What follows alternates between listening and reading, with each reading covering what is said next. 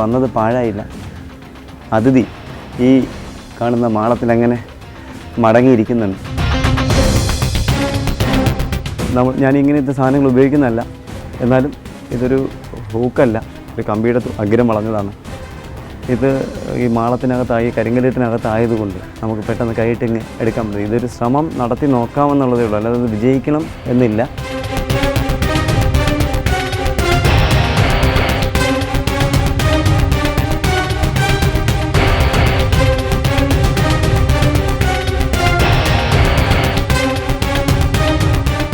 എന്നെ 2-3 ദിവസം മെനക്കെടുത്തിയ അതിഥിയെ നമ്മൾ പിടിച്ചു.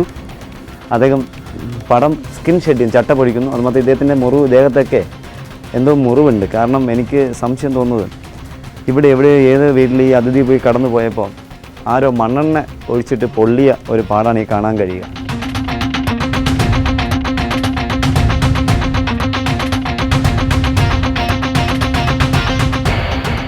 അപ്പോൾ ഈ ഫീമെയിൽ അതിഥി ഇദ്ദേഹം കടിക്കാൻ ആണ് ശ്രമിക്കുക. കാരണം ഇദ്ദേഹത്തിൻ്റെ ശരീരം നല്ല ടയേർഡ് ആയതുകൊണ്ട്, നല്ല വേദനയുള്ളതുകൊണ്ട്, നല്ല പെയിൻ ഉള്ളതുകൊണ്ട് അദ്ദേഹത്തിന് കടിക്കണം എന്നുള്ള ചിന്ത മാത്രമേ ഉള്ളൂ.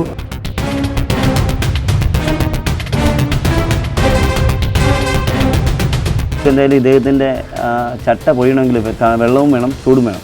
അപ്പോൾ നമുക്ക് കുറച്ച് വെള്ളം ഒഴിച്ച് അദ്ദേഹത്തിനെ ഒന്ന് തണുപ്പിക്കാം.